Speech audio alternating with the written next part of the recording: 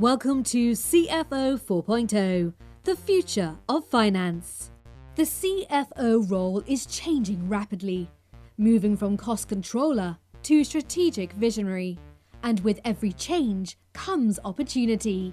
We are here to help you take advantage of this transition, to win at work, drive your career forwards, and lead with confidence.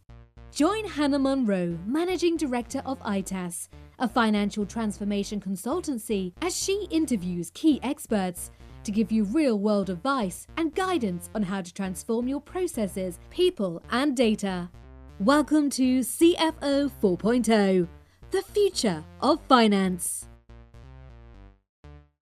So hello everybody and welcome to this episode of CFO 4.0. I'm your host Hannah Munro, and today with me is Tatiana Okhotina, who is the CFO of Token. So welcome Tatiana, it's lovely to have you on the show. Hi everyone, and hi Hannah, really great to be here. Thanks for the invite. No, it's great to have you on. So tell us a little bit about your background. How did you end up at CFO at Token? Accidentally ended up as a CFO in general and FinTech. So I started my career in finance in fashion, and fashion is a great place to be. It's very exciting, but probably at the time it seemed to be less demanding to me. And I started my FinTech journey in 2014, joining a business, cross-border payments business called Azimo. Very early stage, Series A, small exciting team, great mission, democratization of financial services, and obviously it's all exciting for a young professional and the opportunity to build your function. I was number 2 in finance function. I was able to build treasury and financial reporting, scale business globally, and stepped into the CFO seat almost involuntarily. I was asked to step up, and it wasn't the easiest decision in my life, probably. It was in 2019. Post Series C, made business profitable, and exited in 2022. So the business was successfully acquired by strategic acquirer. And then post leaving business, I did some advisory work and joined RegTech, FinTech, private equity-backed business for a year. And now I'm with Token for the last 6 months, and Token is an open banking payments infrastructure provider. So it's all very exciting, and I absolutely love being part of the FinTech journey. It's a new generation of financial services. It's technology enabled. It's very interesting. One of the funny people who actually love what they do for work. Amazing. And that's, if I just listen to that, that's a lot of fast paced growth. If I think about the history of the roles you've been in. So tell me a little bit about how you approach building a finance team that can scale. What do you look for, and what do you look to build? It's very much dependent on the industry and type of the business, but also the appetite of scaling, whether it's a geographical size of the business expansion, and try to have a few different considerations, whether if it's, for example, a fintech and it's likely to be a licensed business, it's probably a regulated activity like payments and potentially regulated in certain jurisdiction. And then you would need people able to read regulation in local language and being able to report financial reporting results and present certain things to the regulator locally. So it probably need these kind of skills. And then how to scale financial reporting function globally, which parts to outsource, how to structure corporate structure, group of the entities, whether it's separate legal entities, whether it's branches, what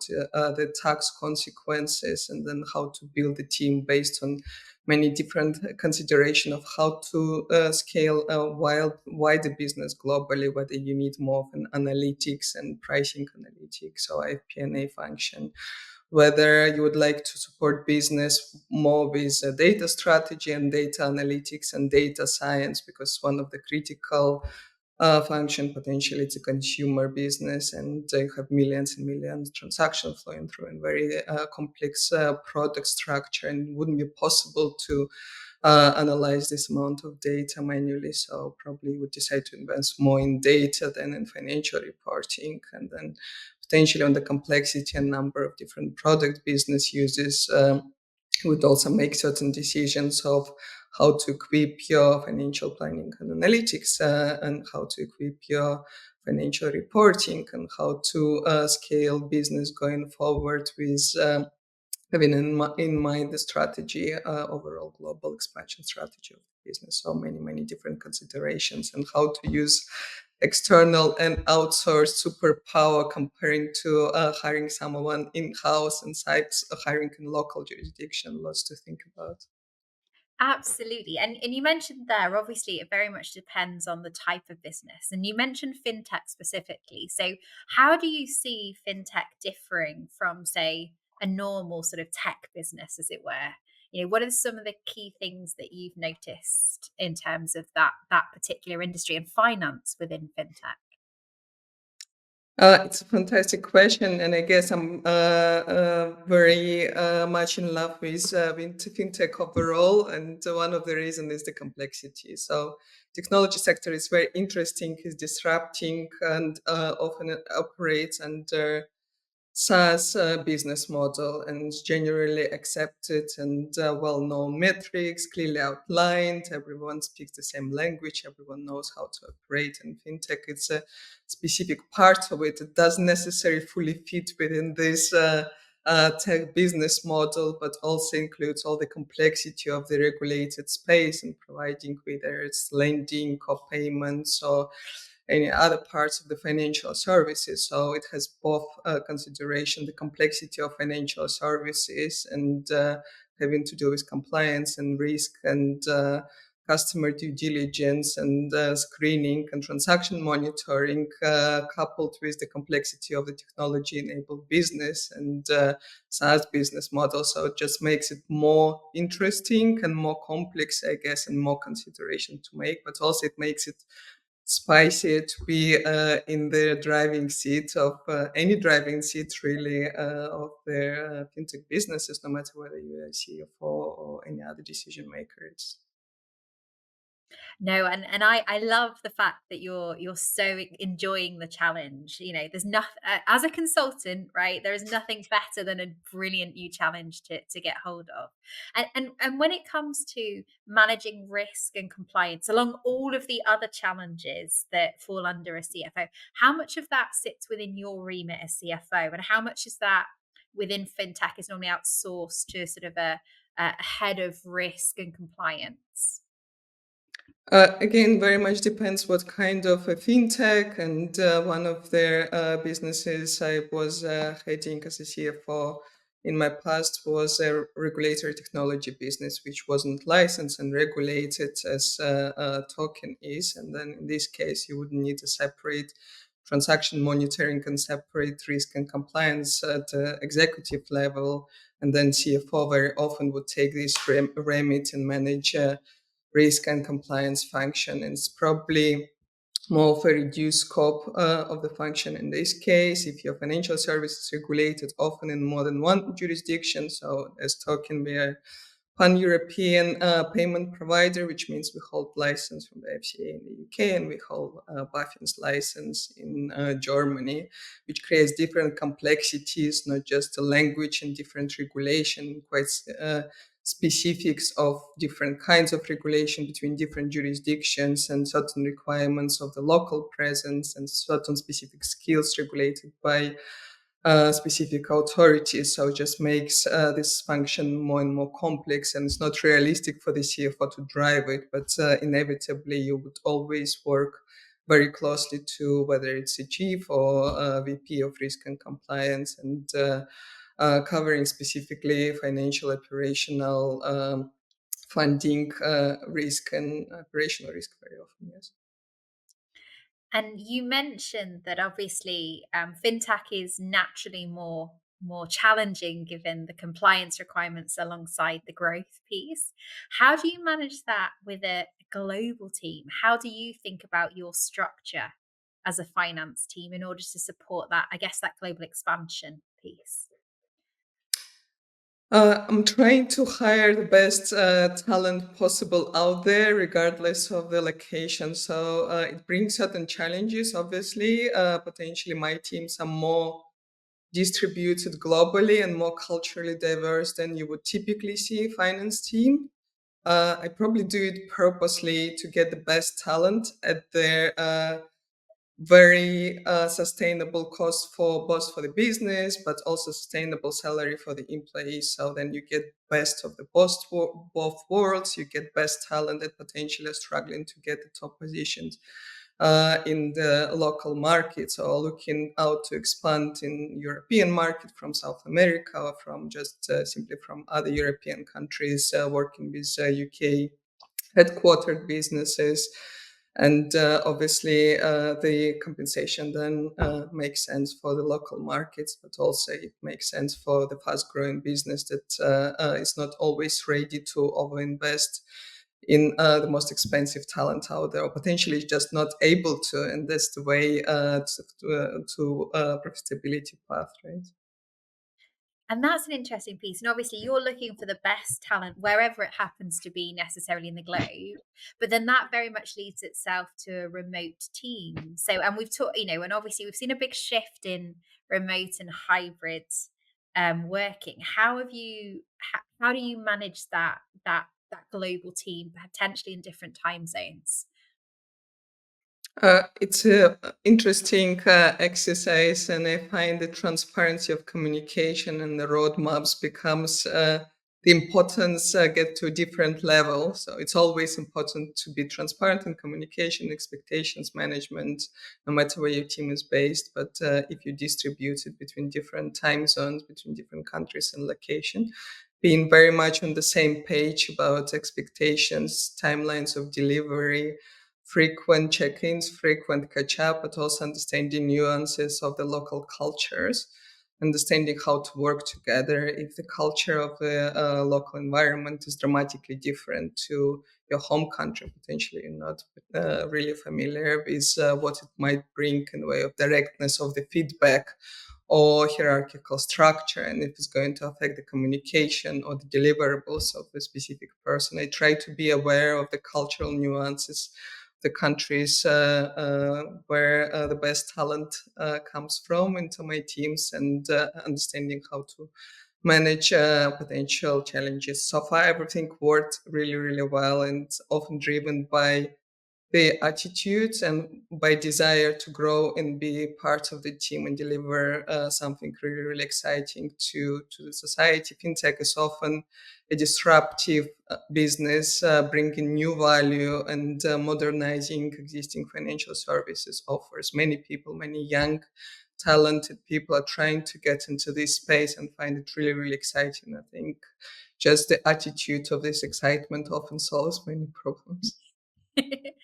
And you mentioned cultural nuances, and I think perhaps it's something we don't often talk about enough. Is Have you got any stories you can share about, I guess, learnings that you've had about cultural differences across the globe that you maybe didn't know about when you first went into it? Yeah, yes, absolutely. For many years, part of my team was based in Poland, and there was a huge R&D unit, incredibly smart and talented Krakow team.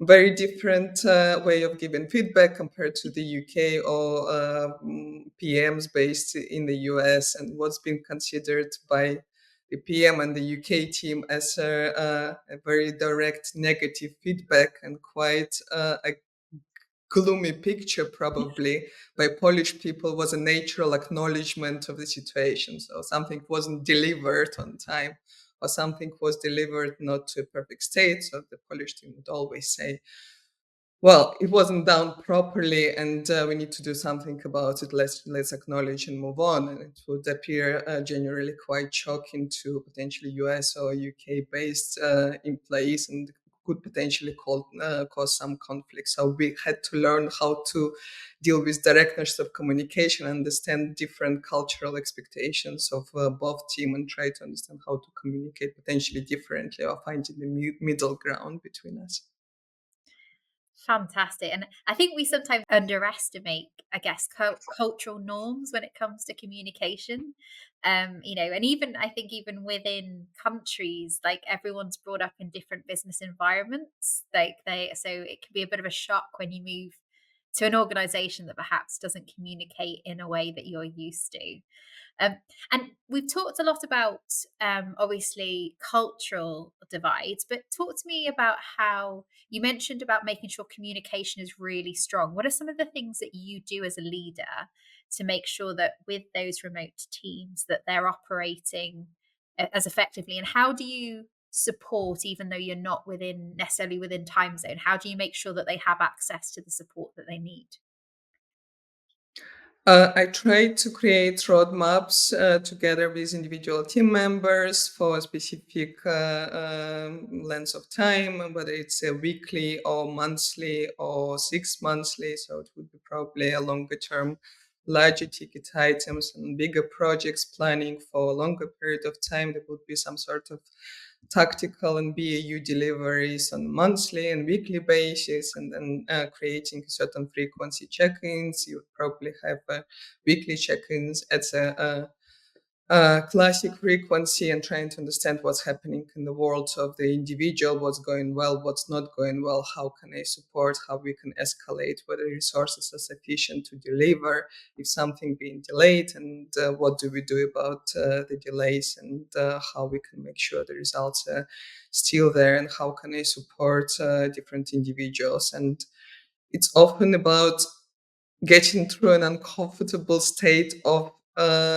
uncomfortable transparency in communication, and getting into the space of an individual where sometimes they're more keeping cards closer to the chest and asking them, if you could please trust me, it's important for us to be on the same page. It's important to open up. We're both responsible for driving. I'm not here to be your supervisor and the manager and asking for deliveries, unless I'm here to support the project, and I'm as responsible as you are. Can we work together, please? So there's kind of open communication, as well as just critical plannings and check-ins. So, for me, one of the most important things about any transformation project is the partners that you work with. And whilst I'd love to list off a whole host of reasons why ITAS is the perfect partner for your transformation project, why don't I let our customers do the talking for us? One really good thing working with ITAS is it's dramatically reduced my blood pressure. Obviously, an account system is critical to anyone's business. So innovation data, without that, like every company, we couldn't function as a company. So, it's one of the most critical pieces of software, and any sort of vulnerability we have with that sort of keeps you awake at night. And now working with ITAS, I don't have any concerns about our accounts functionality and our account system and the usability and all of that. Working with previous partners, I've got some grey hairs and sleepless nights from that, as I say, because it's so critical. So it's been an absolute pleasure, and long may the relationship continue. And I guess, you're 6 months into your role at Token. How did you start to build those relationships? Because obviously you've got a fast-paced agenda. I can only imagine the growth ambitions of the organization, being able to move at pace, but then also build relationships at pace. How did you approach that when you first started in your role? It's an interesting question, and to be honest, I should have done more of that, and I'm trying to still catch up. In the first 6 months, as you come in the first a month or 2 or 3 months, you probably try to establish the priorities, and depending on what's going on in the business, and very often in the CFO seat, you would have to deal with financing, and potentially there is a looming equity or debt round, and you absolutely have to focus on the specific things and trying to establish the connection points with the team and the ways of working together, not getting too deep into relationship management initially. In the case of Token, I didn't have such an emergency, just a general planning on how to upskill using different tools and reporting tools. For example, we're changing ERP now. implementing new ERP and analytics tools and solutions, and optimizing procure-to-pay system, all of these beautiful things. And whilst you work on this project also, it's a good opportunity to work with the team members and develop new relationship and try to establish new communication channels, but also understand how people work and share about yourself. So I find generally the projects of upscaling the business and analysis of existing situations a good opportunity to connect. Absolutely. And you mentioned just something I want to sort of circle back on. You mentioned that you recruit based on talent and from all around the world. How do you balance, I guess, the natural talent versus like the country specific knowledge that you need, like tax and compliance? So how do you find the balance of that within your team? Very interesting question. So the balance is probably never there. I never found the perfect balance because the team always needs more, and not because the team is underskilled, but because your business needs more and more every day as you grow and develop new products and you deliver new functionality and you onboard new clients. It's just a natural lack of resources on a daily basis. So I never managed to achieve the balance, but it's important to highlight and understand the most critical areas of responsibility for the team. Very often, especially in regulated businesses, I manage, for example, and build a treasury function. It's very important to have a very good eye on client funds and segregation and safeguarding and making sure you have solid treasury team in place, and then you have a solid reporting as well, whether it's internally developed or externally built. But it would be one of the critical factors and important for business not to lose the license. So if you fail this area, it probably doesn't make sense to continue. So it will be a natural places where to upskill internal team resources, and financial reporting is also often one of these places, and especially as business growth and probably the serious a early venture debt or bootstrap businesses, you wouldn't have an internal finance team, and this obviously change as revenue growth, as cost base growth, as the processing complexity and the importance of getting reporting right on time and having a good control of increases, and you probably increase your team skills and size in line of this with these requirements. And then at some point, all the critical strategic decision making and understanding what works and what doesn't work in business delivery and business performance in general becomes very, very critical. And it's probably somewhere between series B and C. That's where you start looking at analytics and potentially FP&A or data analytics function. And as long as you go in line with business scaling and development. And I'm not a big fan of labeling business by the series of funding rounds. And I think it's such an individual journey, and it's so very much driven by the nature of the business, by the individual parts of the business, by levels of growth, geographic footprint, and the product diversity. That is really not the best indication, but often it just happens in line with funding rounds as well. Yes, and I must admit, a, a lot of businesses do get pigeonholed by the series of funding that they're going through. So you mentioned you don't necessarily just look at that; you look at, I guess, other factors. Tell us a little bit more about how that changes how you work as a CFO.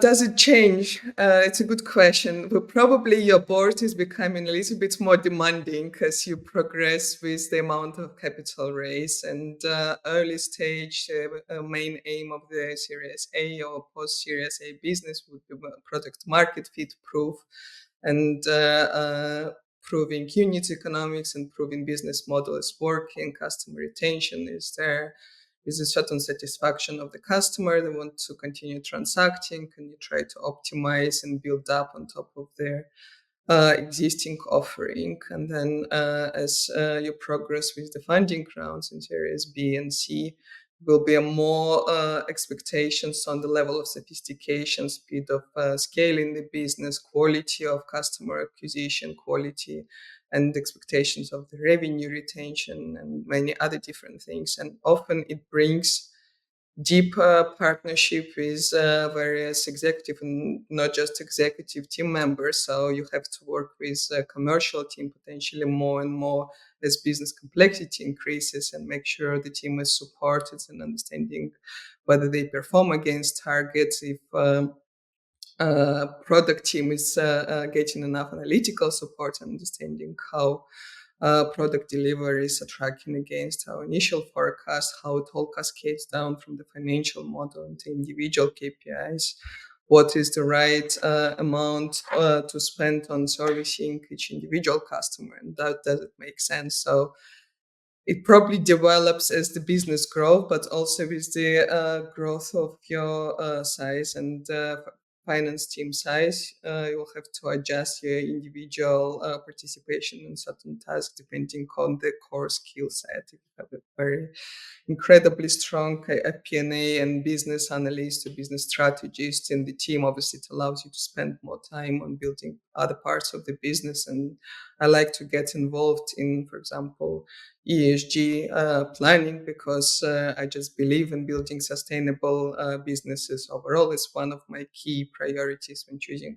next employers, not just how smart, talented, and inspiring the team is, and how comfortable the environment and how great is the product, but also I want to be part of building a sustainable future and sustainable business. So that's what I founded Token. And I like to spend some time as well in trying to develop a solid ESG strategy for the business overall.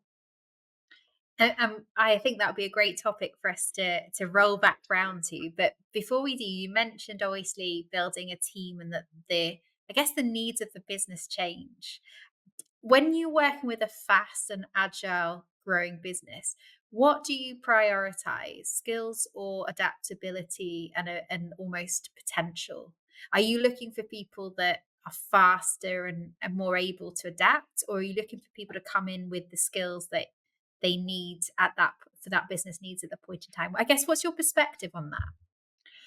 Yeah, it's a wonderful question, to be honest, and it's never the same answer for me, and very much depends how much time you have to bring to the skill level needed for this specific position, if you have this time. So I would always, at any point, love to prioritize attitude, adaptability, and excitement about the industry, about the business, and generally drives faster development in the individual. That's who I try to look at mostly. Sometimes in critical situation, for example, you are just about to exit or you're being acquired and you don't really have the luxury of training and bringing people up to speed, or potentially it's a very critical role of managing treasury with bringing high risks to the business overall. So you don't have this kind of luxury. I try to look at both and make calls depending on the situation. No, that's completely understandable, and it's always a hard question, isn't it? Which one? And there's never a right answer. Is what I've learned. Never. There's never a right answer. And talking a bit ESG, so you talked about obviously your personal passion for sustainability and that it's really important to you. So how do you, I guess, how do you look at the role of the CFO intertwined with sustainability? What are some of the things that you're doing or you're looking at to help the businesses that you work with become more sustainable? You can look through a few different lenses, I guess, and very often ESG is no one's child in the business, unless there is a certain specific regulation requiring you to maintain ESG reporting or ESG specific targets, and then it becomes a voluntary ask, and someone in the team probably takes this on board, and sometimes it's me, sometimes it's someone else, but I think if there is no owner of the ESG topic in general, CFO would be a well-positioned role and critical skill set to actually take ownership of that. There are a few different factors there, and obviously you have to work very closely with different parts of the business. But broadly, if you think about ESG strategy, it would be some sort of social and employee related, and then you work with HR function and head of HR and trying to understand what's most important for the employees. Is it the development? Is it sustainable well-being? Is people under pressure?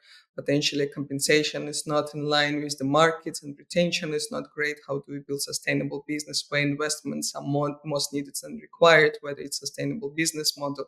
And how do we marry the ambitions of building a very sustainable employer branding and employer being and financial investments there.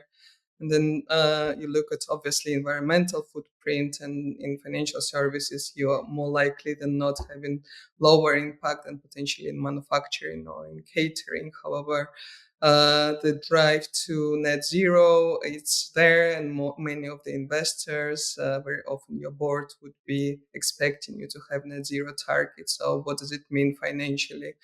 How do you approach carbon footprint management, and how much it's going to cost and how to incorporate in business plan? And I know from the experience of working with carbon businesses that often even the largest businesses having to manage their carbon footprint don't have a specific line items in the budget even for long-term removals, which is obviously important to note. And very often in ESG is also included some sort of focus on customer and product trustability and scalability. And then obviously you will look at ISA and SOC 2 kind of certification, ensure your customer base is happy with the product quality, is scalable, is trustworthy, and it also requires financial investment, but also resources to manage very often in the business, and just acknowledging the importance of having this specific investment in the business. Obviously, CFO needs to be aware of. And obviously there's a massive remit for sustainability. And how is sustainability and ESG seen within the context of FinTech? What are some of the things that are being asked about in FinTech around those topics at the moment? Very often is diversity, very often is gender diversity, and we all know that it's not a secret. Finding a software engineer who is of a female gender is more challenging than male, and then the natural gender diversity becomes a question. But financial services, traditional financial services, is various social diversity and age diversity problems also to be solved. So trying to think about how to be more open and more inclusive in inviting, hiring different kind of people. I think it's FinTech specific. Environmental footprint is always the case, and I guess it's not the most painful for FinTech specifically, but diversity, gender, national diversity of different skills and experience and backgrounds. I think it's probably most painful point. No, absolutely. And I don't, and whilst I could, obviously that's a big conversation in FinTech, I think it's also very applicable to other industries as well. I think the more Absolutely. we can support that is fantastic. So, you're 6 months into your role, your current role. Tell me a little bit about how you look at your first 6 months in a CFO role. What are some of the things that I guess are going through your mind before you even start a job to kind of think about how you'd approach it? I'm a bit of a planning and controlling freak, probably when it comes to it. Just before starting my role at Token, I put together a CFO onboarding plan, about 15 pages long or so, and shared with the CEO, who was surprised, to say very least, but also excited that my brain is functioning in their integration and assessment of their business requirements. So it's a mini audit always to start from, and trying to understand the importance of different parts of the CFO involvements in the business, whether it's the reporting is done timely and correctly and there's something to focus on, whether it's investor relationship, if it's an efficiency of resources allocation, if it's sometimes it would be difficult times of business restructuring, cost restructuring, or anything else. So just trying to understand where the business is as you come in, and then developing some sort of the roadmap for the next 6 months to a year. What are the most critical problems to solve? So at Token, we don't have many critical problems. Luckily, I have a fantastic and very supportive team. We're trying to solve more of a scaling, thinking how to scale the business and being fully supported by new tools and solution. And for example, ERP is one of the biggest projects for us. Okay, how do we build fully fledged consolidated ERP solution, including SaaS metrics and reporting and billing system automation, procurement system implementation at the same time. That's what I've been focusing on at Token, but also building relationship with the executive team, with peers, building relationship with the board, trying to understand what is the reporting frequency and general communication style with the boards, any potential issues and concerns. And it's ever so important always relationship with the CEO. How can you be the best partner to support business growth, and where the CEO would probably need your help most in the next 2 months. And what are some of the things you think about in terms of the board/investor relationships? How do you get a gauge on how well that is operating when you first come into a role? Very often is frequency of communication and transparency of communication, and different businesses just probably naturally by the way they originally managed, or the way investor base was developing over time, have certain cultural aspects to it, and Token is probably on their most transparent side of the communication. And I have a fantastic CEO who is liking to keep as much as the employees and the team investors in the loop of how business performing, being quite transparent about different metrics, about delivery, sharing exciting, but also if something needs to be shared, which is not particularly great or good for the business. Obviously, investors need to be aware of. We are really, really good at managing communication of both positive and not so positive moments. I think it creates a certain specific bond and trust with your board, but also with the investor with information rights. I think it's really important for the investor to trust management team and trust that the best endeavors, not just to make business successful, are there, but also to communicate and explain what's happening in the business, challenges, concerns, exciting moments, and actually planning and looking in the future together and making important strategic decisions. Yeah, I had a brilliant podcast with Jeremy he talked about the importance, as you say, of transparency and being very clear early on if you see challenges versus letting them see them once they're a big problem. And having that early conversation is a great way to build trust, which I think is great. It's great to hear his words echoed back there as well, and supported as a way to approach it. Indeed, and I think if you were to go to the basics and think about any relationship as with employees, with your peers, with investors, it's just a relationship, and being transparent in any relationship is probably a helpful approach in general. Your stakeholders appreciate it. And what we talked a lot about, you're a very organized person. I can feel that even across from you on this podcast. And you obviously have a great plan. And I'm gonna have to pick your brains at another time about everything that you cover in that sort of onboarding piece. But what's been the most difficult part of your role as CFO? If you look back over the years, all the different roles that you've had, what's been your biggest challenge? The first challenge in my first CFO role was I had doubts about whether I should be stepping up, whether I have enough expertise, and I was feeling the weight of imposter syndrome for some time, until probably first 2 or 3 months, until COVID and pandemic hit. And obviously the most experienced people didn't have the playbook, didn't know what decision is right or wrong, or how to look at the environment, how to manage risks and performance and so on.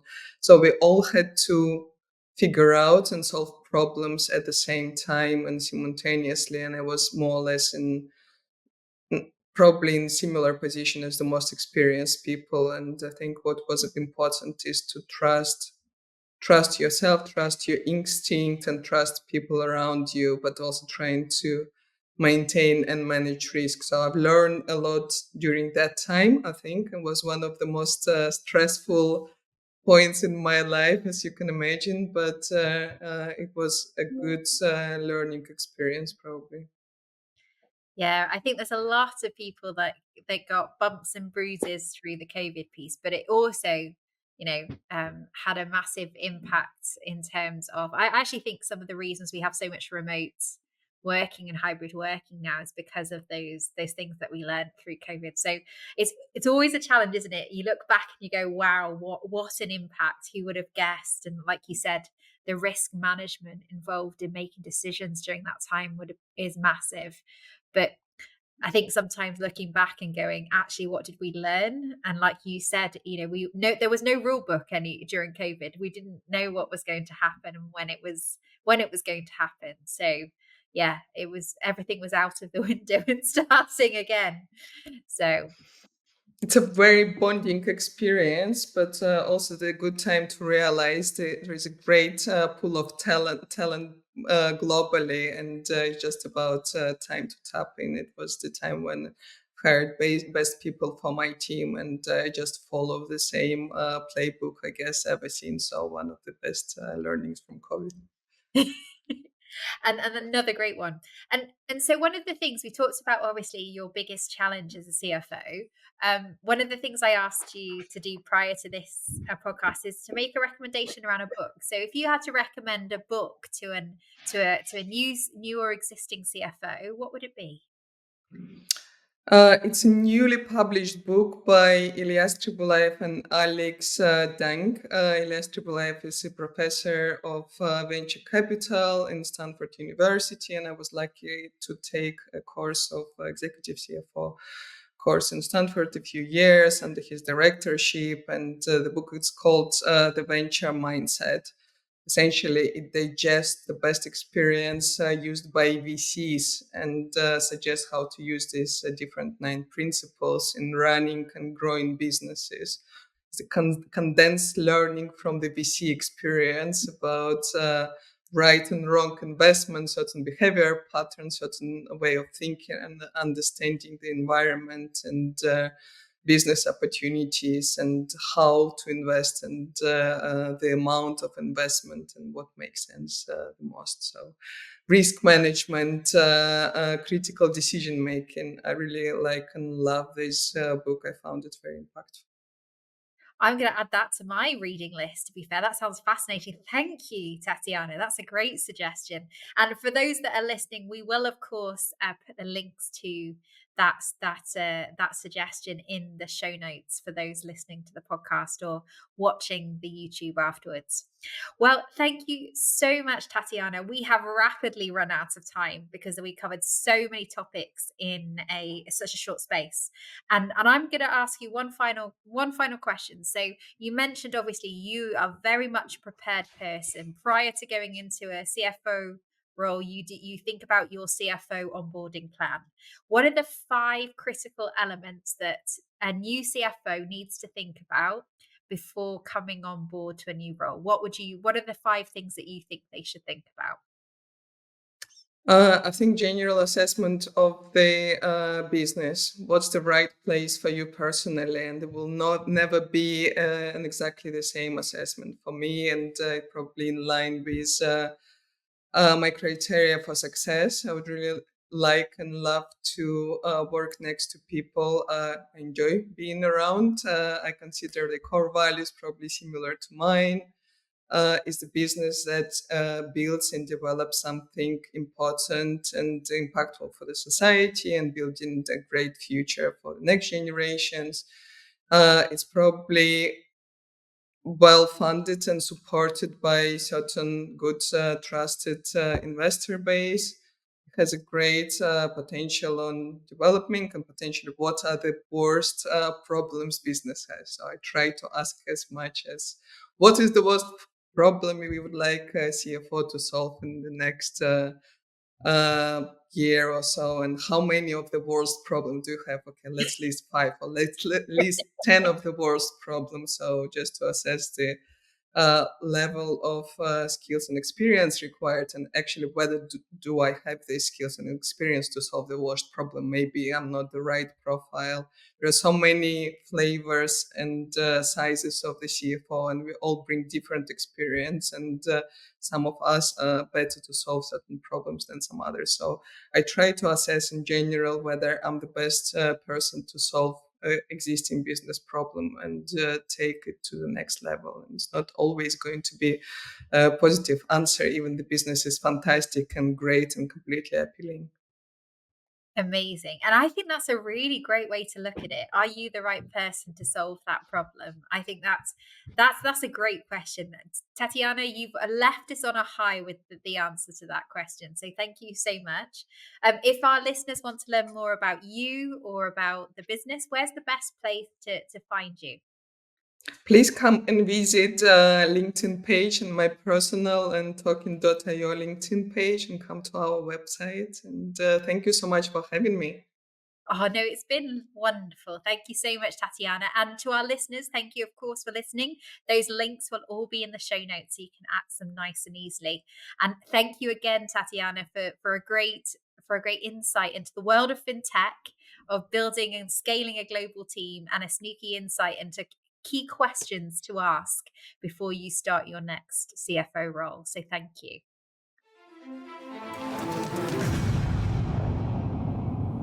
Now, for the £1 million question. What is the best finance software for your business? Is it A, Sage 50? Is it B, Sage 200 Standard? C, Sage 200 Professional? Or D, Sage Intact? An impossible question to answer without a lifeline. But we have the perfect lifeline for you. Our free quiz, Which Sage product is right for you? Will tell you which product is the best fit for your business in just 5 minutes. All you need to do is head to www.itassolutions.co.uk and answer a few simple questions.